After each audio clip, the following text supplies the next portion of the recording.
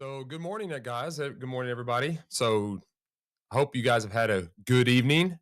Thank you for being here. If you're tuning in, this is my actually first time. I'm streaming on YouTube and Twitch, and actually just did Rumble. I've just started doing Rumble. It's the first time ever doing Rumble. Let me check my microphone real quick. There we go. That might be a little bit better. Notice a little bit of peaking. So yeah, so I've never been on Rumble, so it's kind of good to be here. Hopefully you guys are enjoying that out there. I see that I've got some viewers there, so thank you. Let me just briefly, since I'm doing a new streaming service, talk about a little bit about what this channel is about. So this is a really low key, simple live stream that I'm going to be doing. So I've got about 20 years experience in the real estate industry. Actually, start January would be my 20th year in real estate. I've done everything from sales, from residential to commercial, farms, you name it. Ran brokerages. I'm currently sitting in a COO position, overseeing over 200 plus agents. So I've been doing this for a very, very long time.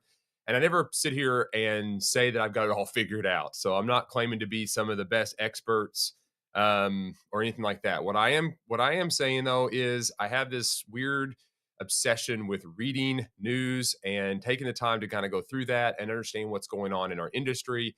And I've noticed that news articles tend to have all kinds of different opinions, different angles, and different reason for why they write what they write. So what I have done for many years is go through every single morning, read multiple news articles, take notes, and I tend to read headlines that fit the same category across multiple news sources. And so my goal being to try to get to the point where there's some element of truth to that I can ascertain from these news articles in regards to what we're talking about. So now it doesn't mean every single live stream I do, I will use the same topic throughout the board. But what will happen is as I do this, you'll see that throughout each time I go live, I might talk about a certain news article in that stream that I talked about previously. So you can kind of begin to see what might be actually going on. So this is a really low key time too. So be active in the chat, ask me questions, interrupt me, don't mind at all. Love the engagement, that kind of stuff. And grab coffee. I'm a big avid coffee drinker. So come, in the mornings, grab your coffee, join me here wherever you're watching. Do appreciate that. And obviously the follow, like, subscribe, all those type of things. Please consider doing that if you see anything of value here.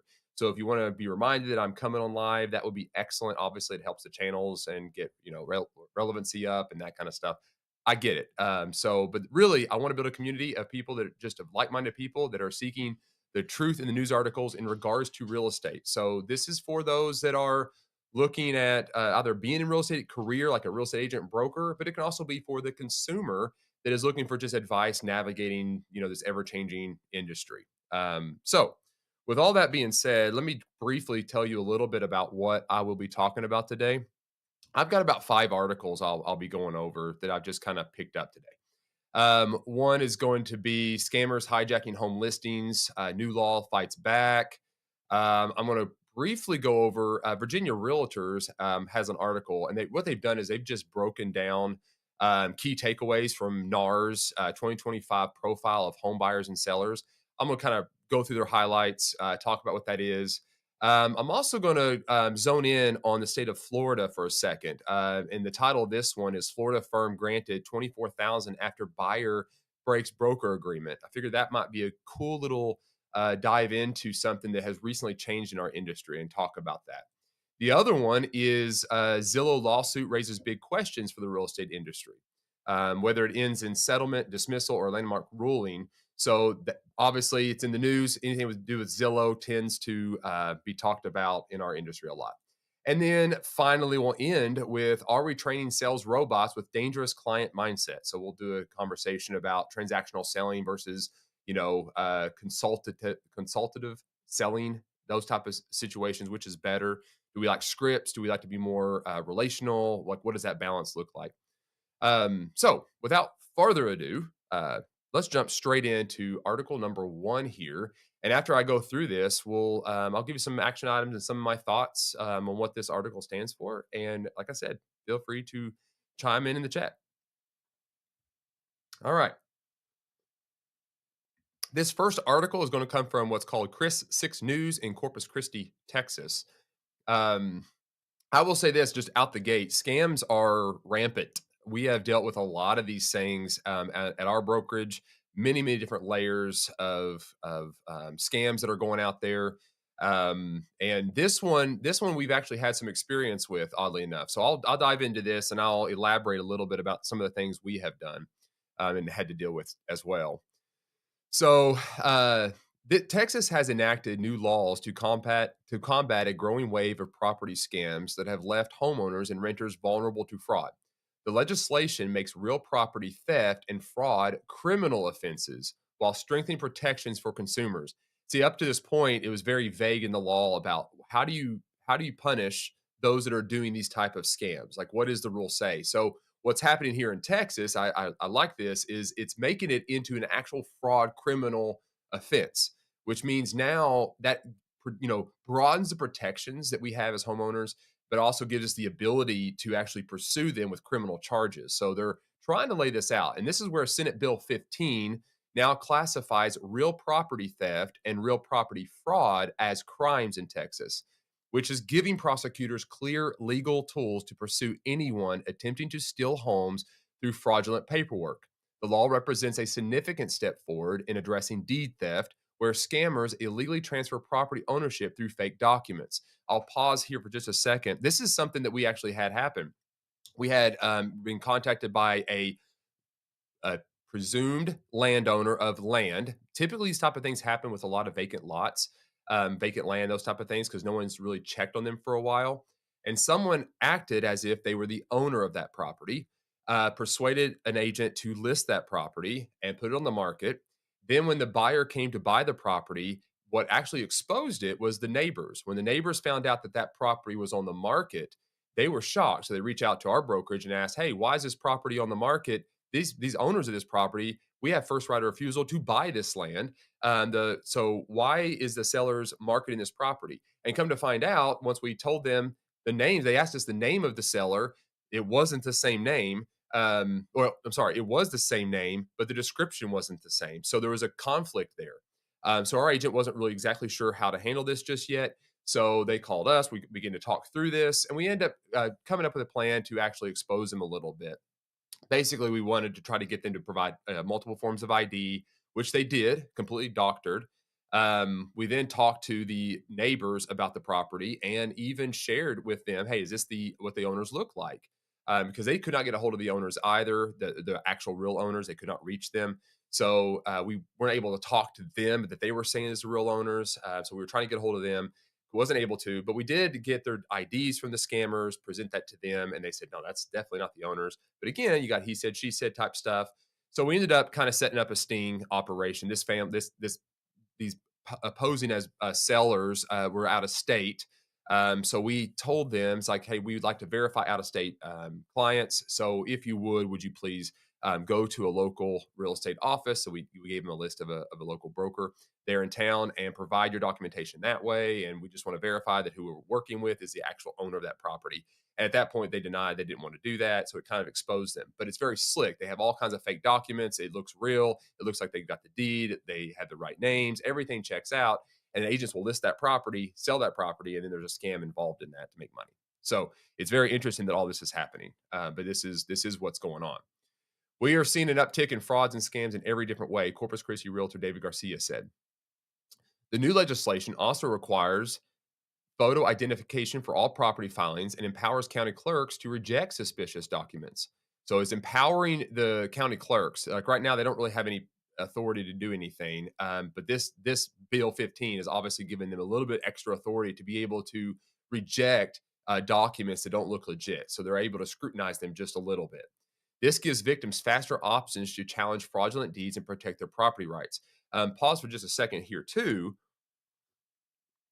There is a lot of county clerk's offices that are beginning to put in place red flag emails where you as a homeowner can set up a system within the county clerk that if any property in your name is exchanged or bought or sold, you are notified of that. And there's a time for you to actually argue that.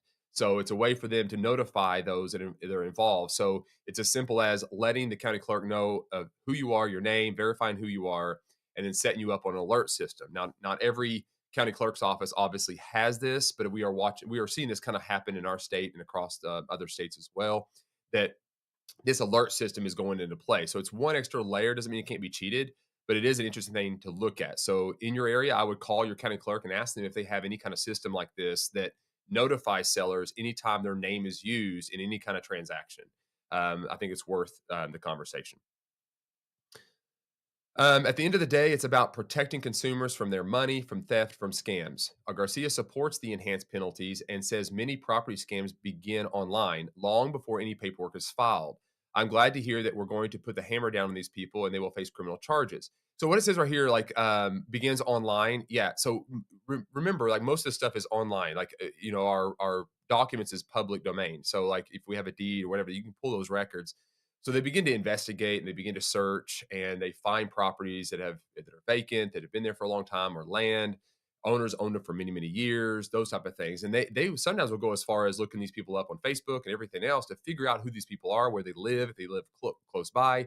They'll do massive amount of investigating online before they actually start doing the scam.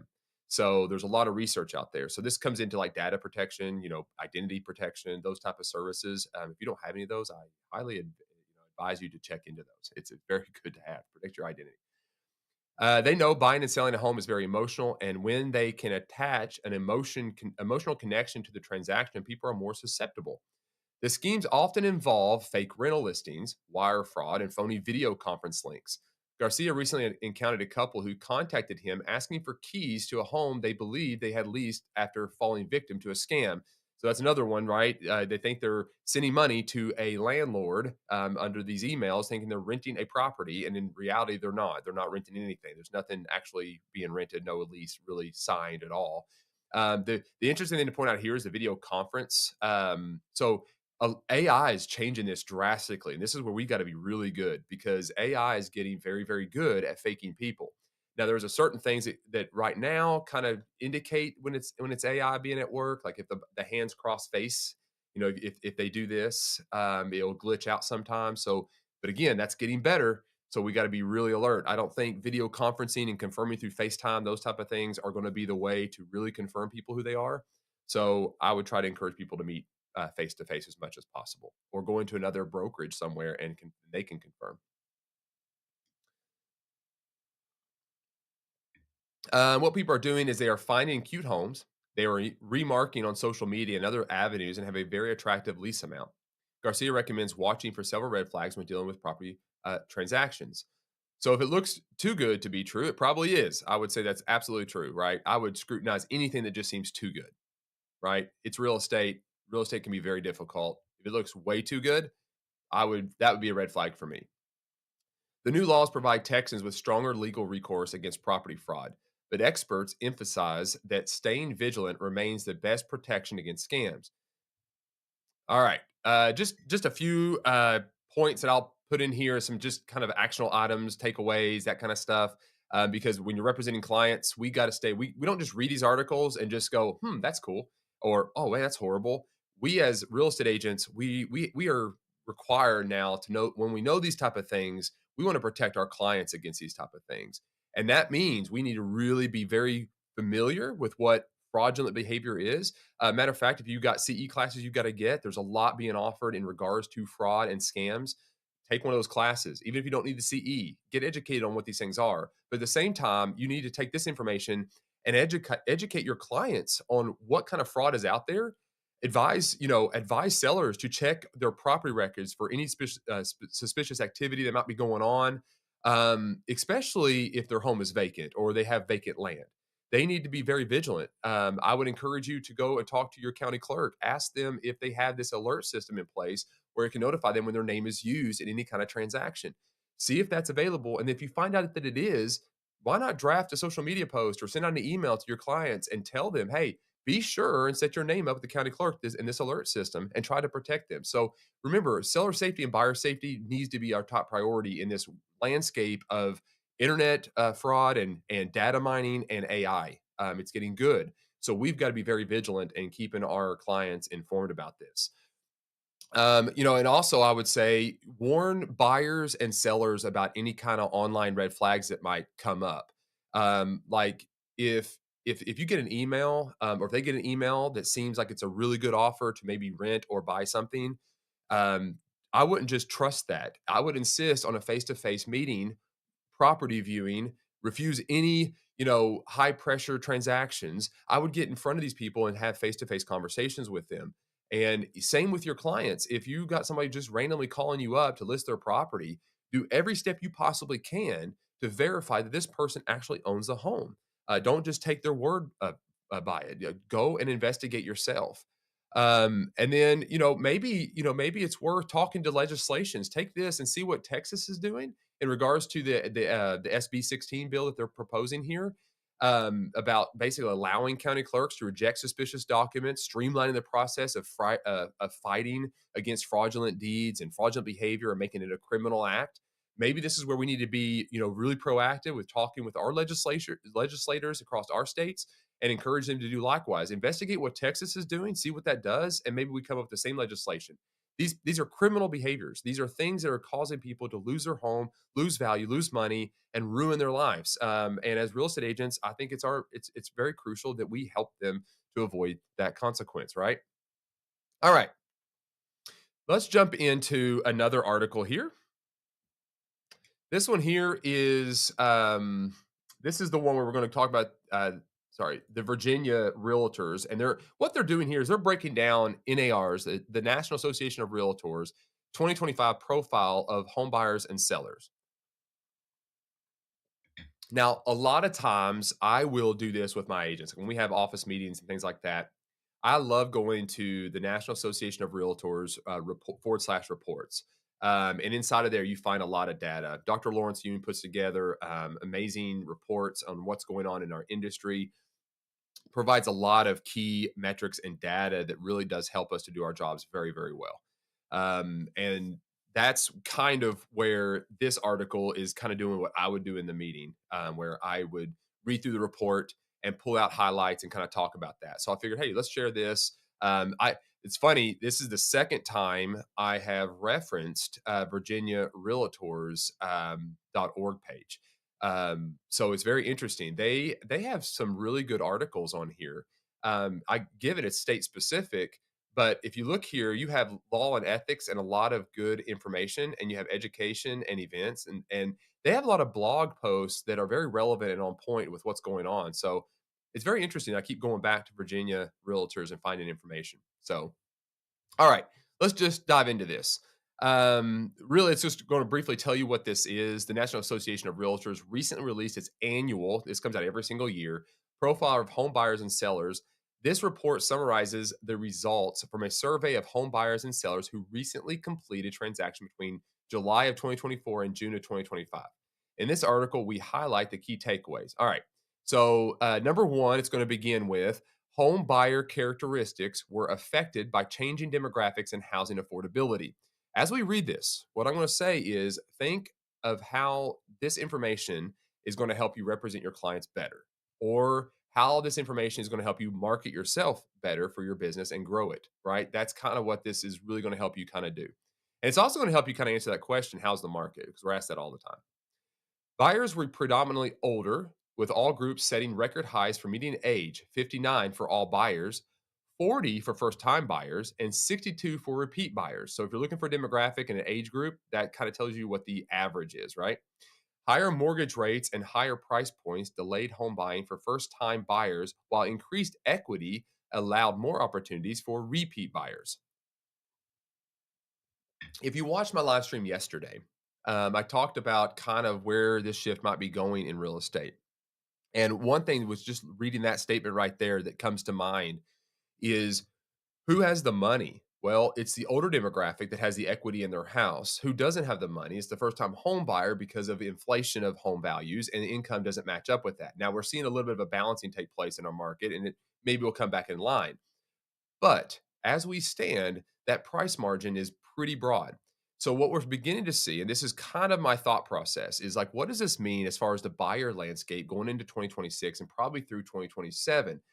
I would say multi-generational type buying could become more of the norm. We might see this older demographic, the 59 year age or up, being and 62 years old, somewhere between those age range, with the amount of equity they have, a lot of their younger kids that have went to college and are coming back, maybe just got married, don't have the money to go out and buy a house, but their parents have equity in their house, and maybe it might be worth them looking at switching homes, selling their house, or buying a house where multi-generationals can live. Think, ground floor for them, walkout basement for those, or second story with every amenity needed on the ground level, including the master bedroom and shower and bathroom and everything, and then an upstairs living area as well. So think along those lines. That could be the trend we head into. 61% of all buyers were married couples, representing the largest share of buyers, followed by single females, 21%, single males, 9%, and unmarried couples, 6%. Furthermore, 76% of recent buyers did not have a child under the age of 18 in their home, the highest share recorded. Desire to own a home remained the top reason to buy a home, especially among first time buyers. Most buyers purchased previously owned homes. 88% of buyers purchased previously owned homes as they valued better overall affordability. I'd say, again, this is very local. We talk about this all the time. Real estate is local, so it doesn't mean that what's going on here is, an indicator of what's going on in your market. I would say get into your market, figure out your numbers, and become very familiar with what this actually means. But at the same time, I would say this is probably what we're seeing in our market and probably across the board, in a lot of ways. I would kind of agree with a lot of this kind of stuff. New built homes tend to be more expensive. Previously built homes tend to be a little bit cheaper. So I'd say that no surprise there. Number three, real estate agents were considered to be the most useful information source in the home buying process. Love it. Amen. Kudos to you guys. Well done. But here's the thing. This is great because, with all these other portals out there trying to get people to give them, like Zillow and stuff, providing information and data, the fact that we are the source means we have true actual data on our MLS. For those that are watching this right now, kudos to you. You're reading news, you're interested in this, you're equipping yourself to answer these type of questions.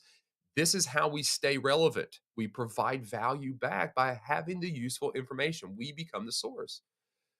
Most often, the home search process began online, but real estate agents were ranked as the most useful information source by recent buyers. 85%. 85%, guys. The median search duration was 10 weeks, and buyers typically viewed a mix of online and in person properties. 56% of buyers thought that finding the right property was the most difficult aspect of the home buying process, while 38% of first time buyers suggested that understanding the steps and process was the most significant challenge. Okay, so here's the cool thing about this. This provides a lot of information about us. How do we adapt our real estate careers? Because inside of this one statement, we can talk about, like, well, what's the average turnaround time? So when I acquire an agent or acquire a client until I close with that client and get paid. Well, this says about 10 weeks, right?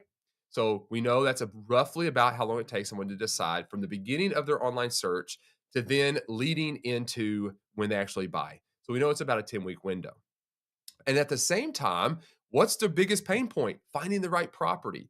So if we're really good at that initial conversation with our clients, talking to them about their needs and their wants, and not just showing them properties that we feel like they would like, but really listening and paying attention to what they want, we're going to put the right properties in front of them, which could, in essence, shrink that window of time from 10 weeks down and to lower. So we're turning more properties and we're delivering a better service to the client. So the third thing inside of the statement that I'll point out as being a touching point is that what is the one point of tension or confusion that first time buyers have, right? Understanding the steps and process. So, how do we help them with that? Well, we do that through blog posts, video posts, social media posts, those type of things, educating first-time buyers on what it takes to actually buy a home. Look, they've never done this before. They have no idea how the process goes. So this does twofold: getting information out there, becoming the source, making sure that they are aware of how the steps work, and then that buyer consultation. That buyer consultation is so important to increase your value to these clients, right? Real estate professionals continue to be essential to the home buying process. Most buyers, 88%, have purchased via an agent or broker. Buyers primarily wanted agents to help them find the right home, negotiate terms, negotiate price, and manage paperwork, highlighting the importance of real estate professionals. 54% of buyers said that the agent pointed out issues they might have missed, and 76% of first time buyers appreciated their guidance throughout the process. Guys, AI, technology, all these type of things are not going to replace what's being addressed here. People still want you. It's so funny. Every single time new technology comes in, people get fearful that we're going to be erased. People need human element, they need human intelligence, they need guidance, and that is not going to change. No AI is going to replace that human element, that actual boots in the home, talking to them, seeing what's going on there. That's what people are looking for. So equipping yourself and being very good at that, so important, right? 43% of buyers use an agent that they found through a referral. Look at that. 18%. It's a pretty good percentage, right? Almost a quarter, right? Well, I'm sorry. No, 43%. I'm sorry. 43% of buyers use an agent that they found through a referral. 43%, almost half. When I sit here and say it's a referral based business, 100%, right? 100% that's what it is. While 18% chose to purchase through an agent they had worked with in the past, the quality of service that real estate agents bring to the home buying process is made clear by the fact that more than 9 out of 10 buyers would use their agent again. Good job, realtors. 26% of home buyers paid all cash for their home, continuing an all-time high. So 92% of first-time buyers financed their home purchase. Okay, so you got your first-time buyers, 92%, while only 70% of repeat buyers financed. So that's dropping. So they're getting equity and they're rolling money. That's good. The median down payment for first-time buyers was 10%, the highest since 1989. At the same time, the median down payment for repeat buyers was 23%, the same as last year. We're going to keep moving on here. People have been staying in their homes, their houses for longer. The median number of years that a seller owned their home was 11 years. Yeah, it used to be 5, I think. The typical age of home sellers was 64 years old. So if you're a listing agent, there's your demographic to look for, right? 64 years, somewhere in that market. That's who's really wanting to sell. More than likely, they've raised their family in that home. They are now at the retirement age and they're probably looking to downsize. And they've also got a lot of equity. So there's a lot of room there to move around. 66% of the home sellers reported moving within the same state. Most sellers sold their home to move closer to friends and family because they had outgrown their previous home. There you go. Real estate agents provided a broad range of services and management of most aspects of home sales. 66% of sellers found their agent through a referral or used an agent they had worked with in the past. For sale by owner, sales represented a small share of all home sales. Only 5% of recent homes sales were FSBO sales, a historic low. Look, it's so funny is when technology ramps up and all these communications and all these forms of information are thrown our way, the reality is it doesn't actually make the system easier. It actually makes it way more confusing. So they need professionals to help guide them through this entire process. Hey, Grace, thank you for the follow. Appreciate that greatly. Thank you for being here. Appreciate that. So, yeah, and that's kind of what we see here. We see that, you know, that really this is so complicated that it requires a lot more guidance. That cutting through the noise is very, very difficult in this information age. So that's where real estate agents come into play. That's where we're at, right?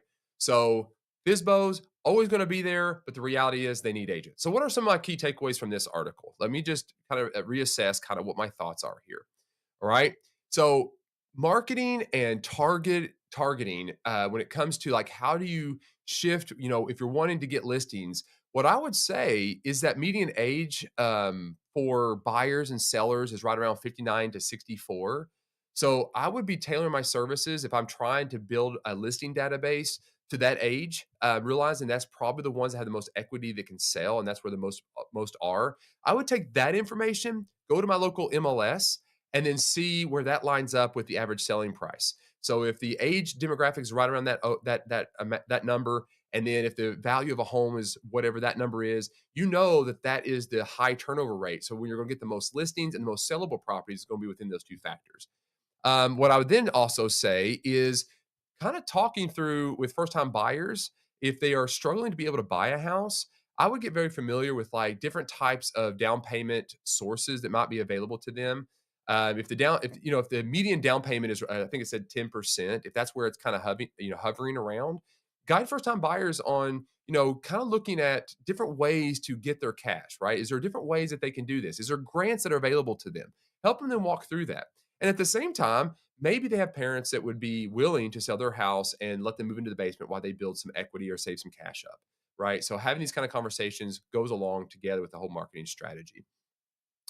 Emphasizing agent utility, I would say when we start talking about for sale by owners, I would, approach and use the data we just talked about in this report about only 5% of home sales were done through FSBO. I would take that kind of information, have those kind of conversations with, FSBO owners.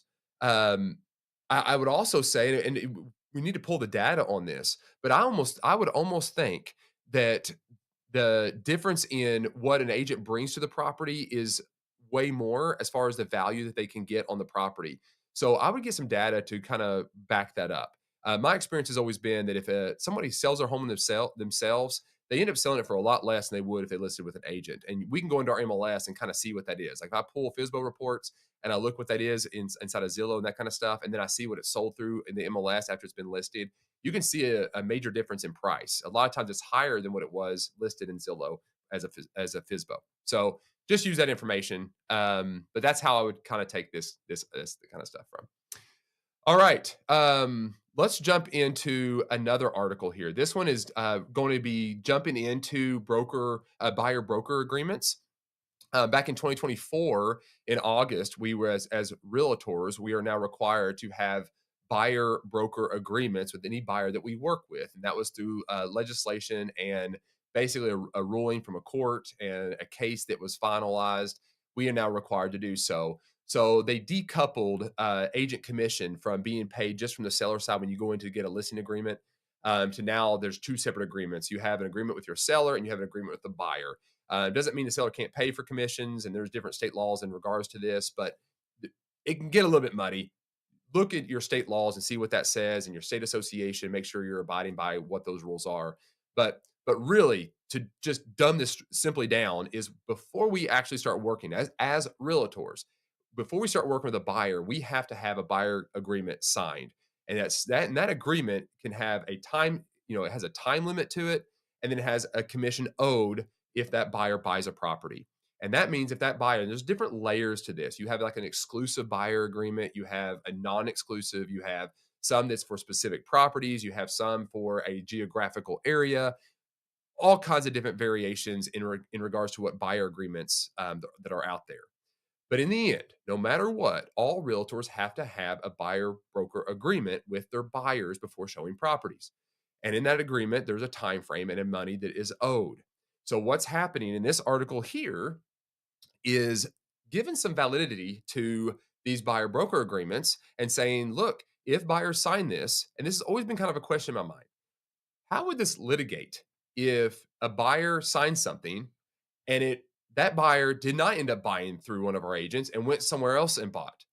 What would that do? Could we actually come and win that case? And like, can we actually hold these people to these type of agreements? And so that's in a given. There's certain scenarios that maybe that wouldn't be the case, but in this particular article here, this one here, we're going to see that Florida firm was granted $24,000 after buyer breaks broker agreement. Broker owner Jeff Lichtenstein said he hopes the outcome of the arbitration serves as a benchmark in future cases so that realtors are rightfully paid for the work they put in.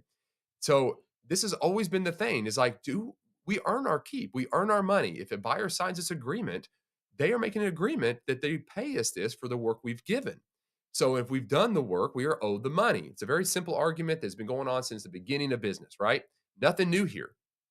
I need to pause for drinking coffee. All right. Since the National Association of Realtors settled landmark commission lawsuits in 2024 and new industry practices went into effect, there has been a lot of talk about buyer broker agreements. However, not much of the conversation has focused on what exactly the consequences are if a buyer breaks their contract with the firm representing them. Agreed. I've not read any. This is the first time I've read anything in regards to litigation or arbitration in regards to paying a broker what is owed because the buyer broke the agreement. This is the first time I've seen it. Ecofine Properties broker owner Jeff Lichtenstein learned firsthand what happens in this situation when he found out in late 2024 from a mortgage broker that a buyer who had signed an exclusive agreement with Ecofine Properties was purchasing a property with a different firm. After unsuccessfully attempting to get in contact with the buyer, Liechtenstein's firm filed for arbitration after the buyer's home purchase had closed. A couple things to note. What did he do? They tried to get a hold of the buyer. So they tried. They showed that they were really trying to get a hold of the buyer to warn them about the agreement they signed, right? But then he also did not file that until after it closed. That's when arbitration took place. So, two things to note. For the brokerage community, if the buyer's broker agreement is written up and executed properly and the buyer purchases, it means we will get compensated for the work we have done. Liechtenstein told Housing Wire in an email. That is reassuring on our end and a sigh of relief as most every other profession gets paid as they do their job. And with health and 401k benefits, our pay structure is by choice and we get out of it what we put into it. But getting compensated is something we expect at the end of a deal. Amen, right? We've done the job, we expect to be compensated. All right. How the arbitration went down. Liechtenstein told Inman in an email that arbitration process took a long time, but seems to have paid off for the firm. Once the firm learned their buyer had presented a written offer on a property with a competing agent, they notified the buyer in writing that they had violated their buyer broker agreement. So that they took their they are trying to let the buyer know you broke this, you owe us, right? The very next day, Ecofine Properties received an amended buyer broker agreement that had replaced the name of the original buyer with their mother's name. That's interesting. Then 3 weeks after that, another amendment replaced the buyer's mother's name with the original buyer's name again. Really bizarre. Liechtenstein said a variety of reasons were given for the name changes, from spiritual ones to the claim that the buyer was only a lender on the home. This is really strange. There's a lot going on here. The arbitrator determined that the buyer broker agreement was unambiguous and clear, and that the buyer read and understood the contract before signing it. So they're able to demonstrate that they went over this. They were able to argue the point that they presented this. This is why I go back. If I'm going to give you an educational moment here, if you're a realtor listening, that buyer consultation. It is not just us. We don't just throw a form at them and just say something like, "Hey, I require this form. I can't show you a house without you signing this. So here's you're paying me this, and then here, sign this." You need to have a buyer consultation where you make it very clear what the consequences are if they go out and buy a house. You need to demonstrate what this contract is that they are signing, so you can get in a situation like this to protect your income before they sign that. Right? All right. The arbitrator also found that buyer's argument that the 180-day contract period established in the buyer broker agreement was excessive was not persuasive. So, whereas the buyer was arguing that I think the 180-day commitment where I was locked in with this agent for 180 days is not fair. Well, they found that that was not excessive. And I think we can make that argument very easily because it can take months to find a property and then close on a property. So, that's not a long period of time. Likewise, the buyer's argument that their Ecofine Properties agent provided little to no value was also found unpersuasive by the arbitrator, given that the agent educated the buyer on the market and home values in the area and brought the buyer to view homes with their family. So here's the thing, just because someone signs a buyer agreement doesn't mean it's a guarantee, because it's an agreement between two parties. You're obligated as a realtor to provide good value and service, because if this ever comes into question, you need to be able to demonstrate that you were competent and ultimately help them to try to buy a home. And that's what happened here. So these are all the reasons that this case went, and that's how they were able to win this case in the 24K. So keep this in mind as you're going through this, that you need to also educate and deliver. The award. Ultimately, the arbitrator determined that by entering into a purchase agreement without their Ecofine Properties agent and refusing to pay them a commission for that agent services as stipulated in their contract, the buyer violated their buyer broker agreement. Therefore, the buyer was responsible for paying Ecofine Properties the 3% commission that was agreed upon in their buyer broker agreement. The arbitrator said the buyer ended up purchasing an $800,000 property in February of 2025. So 3% of that amount, $24,000, was awarded to Ecofine Properties as a result of the breach of contract. Liechtenstein told Inman the brokerage has learned of two other such instances where buyers have violated their buyer broker agreements with the firm, one on a 1.4 million home sale and another on a 357,000 home sale. And the brokerage has notified the buyer of the violation. The amount of litigation that will occur nationwide with over 4 million home sales transpiring nationwide could be very high, Lichtenstein said in an email. Hopefully, the results of this will be a benchmark so consumers don't try to not pay a realtor what they rightfully owe. Um, Lichtenstein added that the brokerage has 2 buyer guides on its website that detail everything a buyer's agent handles over the course of a transaction to show how they earn their commission. So that's excellent. I would encourage you guys to do that. We have those as well. It shows our value propositions, how we deliver, what our service is. We make a pledge to them. We tell them what we're going to do. We lay it all out. I would say create videos, posts, websites, all these type of things are all good because you can demonstrate if you ever get into arbitration like this, you can demonstrate that I've delivered upon the services I said I would. So I think that's excellent, right? That's excellent. All right. Takeaways, real quick. What I would say is this: when you use an exclusive buyer broker agreements, you need to make sure that you are and understand that you are formalizing an agency relationship that protects you, protects the consumer, and also protects the commission that's been negotiated in that agreement. So you have a security there inside of that contract, but that doesn't come without you actually delivering some form of action and value back. Because remember, it's not just a bilateral agreement, it's a unilateral. There's two parties that are coming together and they're both offering to do something for each other. The buyer's offering, I'm going to use you, I'm going to buy a house, you're going to show me houses. You are saying, I'm going to represent you, I'm going to protect you, I'm going to show you houses, negotiate for you, and ultimately help you close on a house. So there's promises being made on both ends. To be able to arbitrate this, you have to be able to argue that you provided value and that your agreement is solid and that you've done what you said you would do. So that way, if they're in breach, it's them that have to pay, not you. And you will have to argue your case. What I would also say is that buyer consultation, where you educate the buyer and the purpose of what this buyer broker agreement is for. And you need to make sure that you emphasize to them that they are committing to working with you solely with you and your firm for the duration of what that contract says. Make sure that they understand the liability that this agreement comes with. And then what I would say this, be prepared to enforce agreements via arbitration or litigation. Obviously, none of us want to go that direction. We want to try to avoid that. But in the end, if we just constantly just give up money because we're afraid of arbitration, then we're not adding validity to the agreements we're having people sign.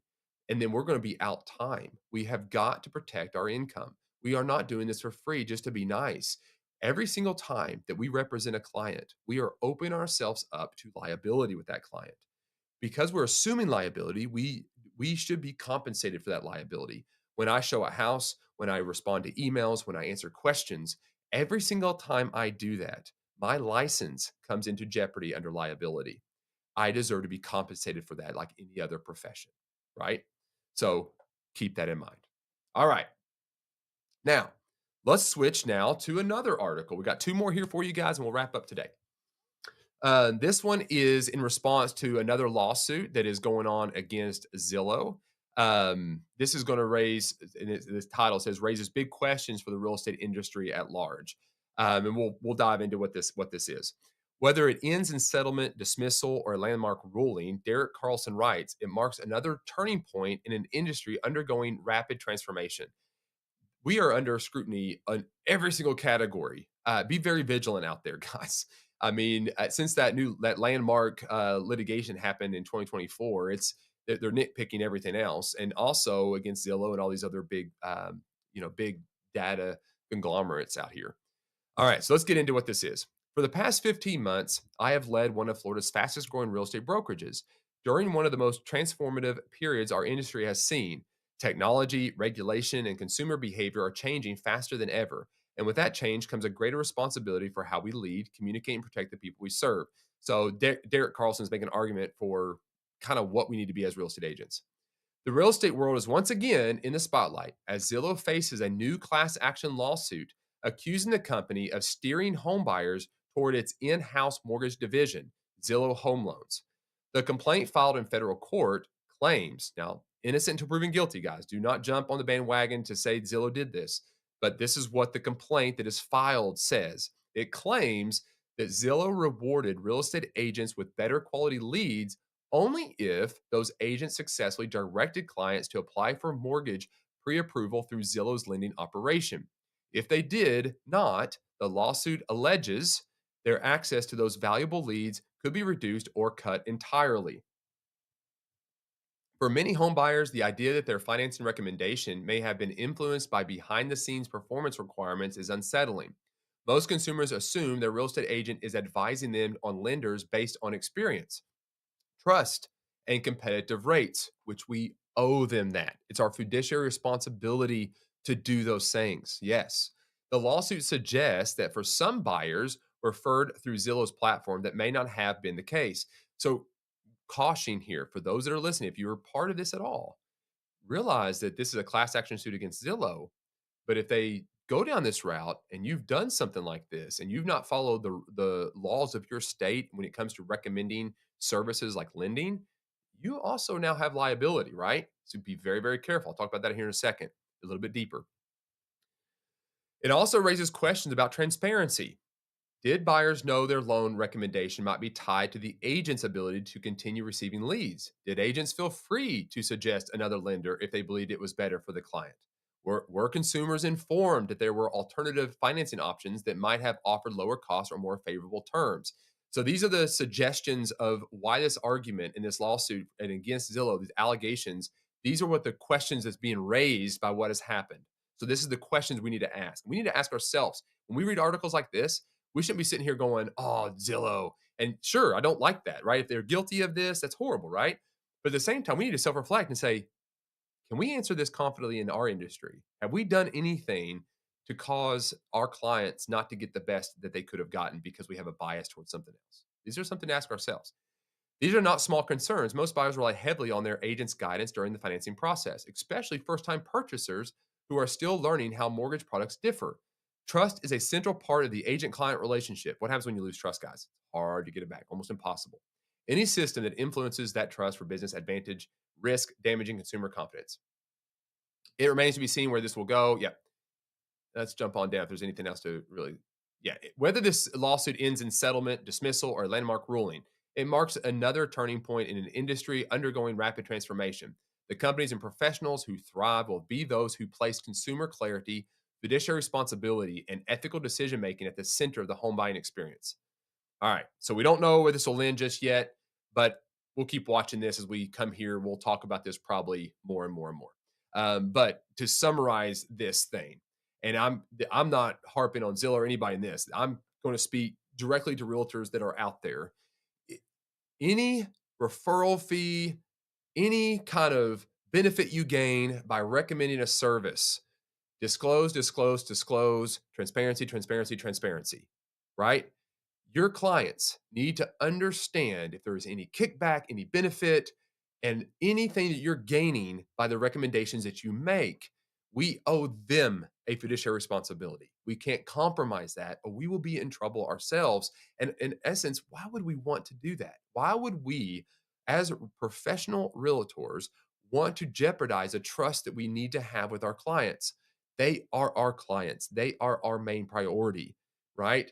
We need to make sure that we do not do anything that is anti-competitive to protecting our clients' trust, right? I would also be sure to, when you are talking, is counteracting Zillow's, like this whole argument by when you're representing and your people ask you questions about like who you would recommend, having a list of multiple people is always a good idea. What I'd first do, and I'd encourage you to do this, is be very familiar with your state licensing law and make sure you understand what the requirement is on recommending service providers to your clients. So typically, multiple lists, no particular order. These are people that we've used in the past, I get along with, but pick whoever you want, right? This is the dialogue. Make sure that you highlight your role is to protect them and be there for them, that you are the expert.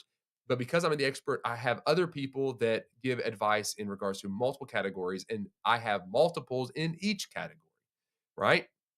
And then, I would also prepare because these type of things are circulating, I would mentally pay very close attention to these type of lawsuits, even though nothing's happened yet. Pay attention, listen to what's going on here, and be ready for any kind of regulatory changes that might come from this. And how do we pivot? I would rather be proactive than reactive to changes. When we were talking about the buyer broker agreements and all this kind of stuff, we were highly proactive as a company. We were getting in the nitty gritty. I was reading every article I could do to make sure that we were ready when this change came to handle it correctly and protect the consumer and protect our commission. So I say do likewise when you hear conversations like this.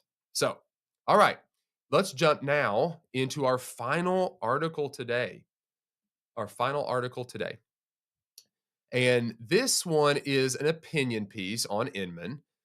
Um, there's probably going to be a split camp in regards to this article. I just kind of skimmed through this because there's going to be some realtors out there that swear by, I've got to have scripts, I've got to have it ironed out. This is the way I do business. I X Y Z. This is the way it's done. Then you're going to have other ones that are more relational, more conversational. That type of agent. This opinion piece is making the argument that they're comparing transactional selling versus consultative selling. So that's the contrast that we've got going on here. So let's talk about this one. This is going to be more or less just for a conversation, get you guys thinking about what is the pros and cons of each, and then I'll give you my opinion at the end, like always. At some point in your sales career, especially if you've dabbled in training or motivational content, you've probably seen the infamous "sell me this pin," yeah, or watch or other product role play. It's been made popular by Grant Cardone, Jeremy Minor, and of course, in a famous scene from The Wolf of Wall Street. In theory, it's supposed to teach persuasion. In practice, it's doing the exact opposite of what most real estate agents need. So this is the contrast, right? In some ways, making the argument to say, sell me this pin is not necessarily a bad practice because in some ways you do kind of develop a quick speak conversational type rebuttal and able to sell the product. But on the contrary to this is that if you're focused on just selling this one object, you're negating the person's needs. Because if you're trying to persuade the person that they need the pin, you're not actually selling them something they ultimately need. So the question is this what a real estate agent should do? That's what's being debated in this opinion piece, right? All right. And yet, real estate agents keep using this role play in new agent training.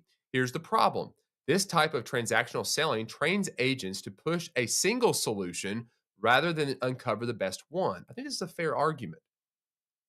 The dangerous mindset it creates. When you ask a new agent to sell the pin, you're reinforcing the idea that the client needs to be convinced that this specific pin is the answer. In other words, I'm not trying to sell you a pin. I'm trying to sell you the Sharpie S gel pen, which I will tell you is probably the best pen in the world. If you have not tried these pens, you should try this pen. It's actually really good. It had the long life and it looks really good. It's soft to the touch.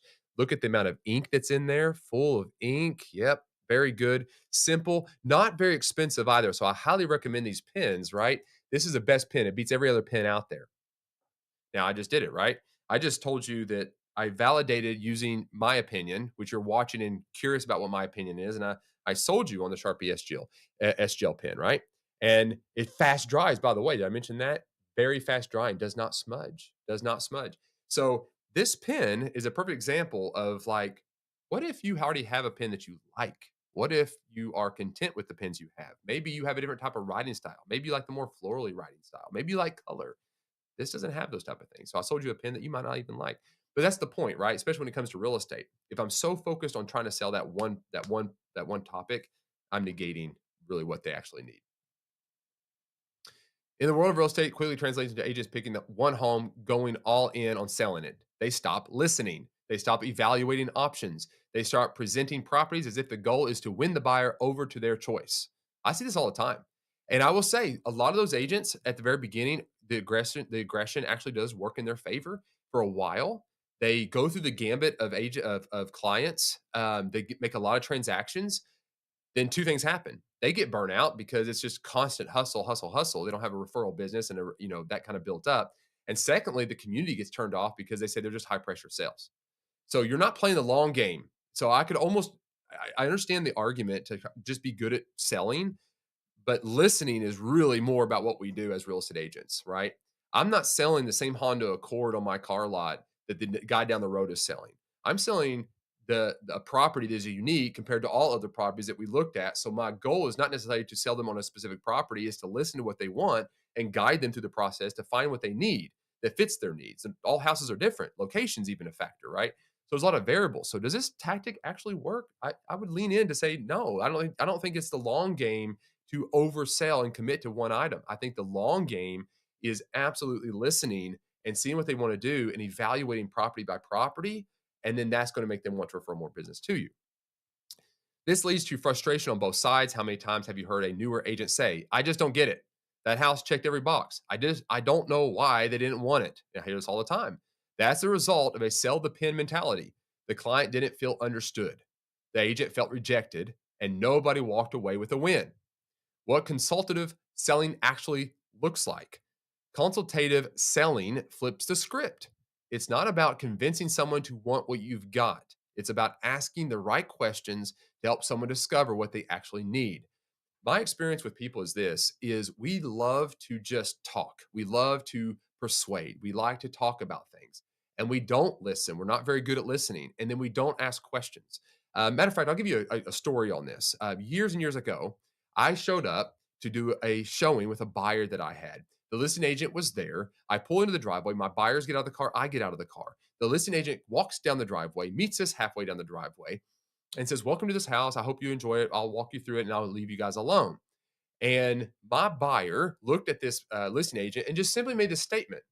Does this house have a pool? And immediately the listed agent goes, yes, but the seller's already said that they can actually fill that in for a new buyer. If you don't like it, we can take care of that. Blah. I mean, went on and on and on about the negative aspect of having a pool, an in-ground pool. And then of course my buyer responded with oh, I love pools. Wanted the pool. The pool was actually a selling point. So again, my case in point is not asking the question and just assuming what the person wanted led to the wrong statement, right? That could ultimately lead to not selling the house. So asking questions, right? Asking questions. Instead of let me tell you why this pin is perfect, a better frame is what are you going to use this pin for? So if you had this pin, what kind of use cases do you need a pin for? Do you write in a notebook that you close up every single time you go? No? You write on a sheet? Okay, so maybe you want something more, flowy and, do you like pencil more than pen? Maybe you make a lot of mistakes when you write, you need to be able to erase, right? I'm asking questions, so then I can begin offering solutions, right? Maybe they all they do in a with any kind of writing utensil is they highlight and write in books, right? So maybe a pen doesn't make sense. Maybe a highlighter makes sense, right? Maybe they don't need a pen. Maybe they need a highlighter. So again, we're asking the questions like, what are you going to use this for? Like, what are you using this pen for? That will help me kind of tailor what you're looking for, right? Right now, I've got multiple products I can sell, so I begin to understand and evaluate what they're really looking for. In real estate, this means going deeper than price range and bed bath count. It means asking how often they cook at home, how they use their weekends, what matters most in their commute, and what kind of neighborhood actually feels right. What agents guide clients? When agents guide clients this way, it builds trust, clarity, and better decision. Nobody feels sold; everyone feels supported. Where it shows up in lead gen. This mindset isn't just about showings. It shows up in your marketing and lead generation too. If you're running ads or campaigns that highlight one specific home, you're feeding the idea that there's one golden option. But what if they don't like that house or it's already sold? A consultative approach would be to market the solution, like access to properties in a certain school district or homes within in-law suites, rather than a single listing. That way, your messaging matches the mindset you want your clients to adopt. You're here to help them navigate, not push them into something. Absolutely. For brokers and team leaders, if you're training agents and want to build a culture of high trust, long-term client relationships, it starts with how you coach selling behaviors. Replace sell me this pin with a better exercise. Present 2 to 3 different pins and ask the agent to help the client choose the right one. So yeah, like I actually have a few different options here, right? So what do I have? So I have the pin we've been talking about. You've already seen the highlighter option. And look at this one. This is a fancy one. A fountain pen. Those are 3 very different, use case scenarios. So if you're training some agents and you wanna talk to them as a broker, having 3 different pins on the table and say, "Let's talk about this," and this scenario where it says, "Better yet, simulate a" I'm sorry, "Present 2 different or sell me this pin with better exercise. Present 2 to 3 different pins and ask the agent to help the client choose the right one." And then role play, have one agent be the person selling the 3 pins and the other agent on the other side being the buyer or the seller, and they are now trying to talk and ask questions about these 3 pins. It's a completely different role playing situation, right? Love this idea. This is great. This would be a fun little exercise. Better yet, simulate a buyer consultation. Give them a scenario with vague or even conflicting client needs. See how well they extract clarity, reframe objections, and guide, not push the client towards their next step. Don't train sales robots. That's the end of the conversation there. All right. So with that being said, um, I like this process better than I do the high pushing sell.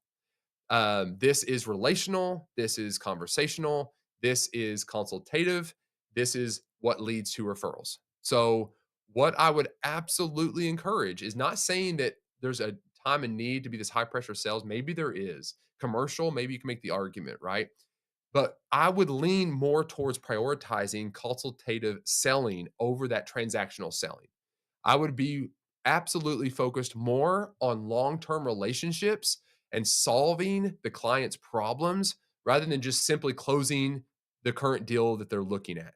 I'm going to play the long-term game, right? And then I would lean here's where it kind of gets a problem. And I've noticed this happening just more and more that, and I'm not saying it's bad, it has its place, but I know a lot of agents are leaning more and more into AI usage. They're starting to use AI for their everyday communication through text and phone and everything else. And I would say it has its place, but I would lean more into client face-to-face communications because I think you can connect emotionally. You could talk about complex situations, the nuances that come up in discussions when you ask questions.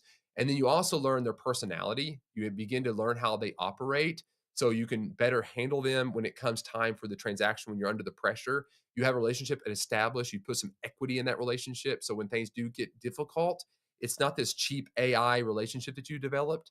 You've now got a relationship with a real person and they have one with you as well so they can see how you operate. So I would absolutely do that. And then if you're a broker or a team leader or anything like that, I would focus on working on these type of emotional, intelligent type skills. Make it more non-script, but encourage them to have that kind of conversation where you have the 3 different pins and they have to ask them questions and then hone in on which pin works better for them and those type of things. Those kind of conversations I think will help equip them better and get them more ready to represent clients way better and also for long-term results. So there you go, guys. Hey, that was a lot of articles. That was one, two, three, four, 5 articles. So if you've been here the whole time, thank you guys so much. I greatly appreciate that. I hope you've gotten some kind of value out of this. If you're watching, please consider subscribing, following, ringing the bell, all those things. I greatly appreciate that. If you're on Rumble and you watch me there, give me a big thumbs up. I've never done that. I've just added that as a streaming source here, testing it out. Again, I'm experimenting here, still working on some audio, but really a lot of experimentation going on figuring if this is value. I'm trying to make this a really simple time to come together, talk about what's going on, give you guys some practical, helpful items that you can use in your business, help you stay on point, and have these type of conversations. So I hope you got some kind of value here. I appreciate you. I do not take it for granted that you took time out of your day to come and listen to me read news and just talk. So for that, I'm greatly appreciative. I hope you guys have a blessed day. Make a lot of money, but ultimately represent your clients extremely well ethically, and you prioritize their needs above your own, and go out there and make things happen. Have a wonderful day, and we will see you next time. Take care.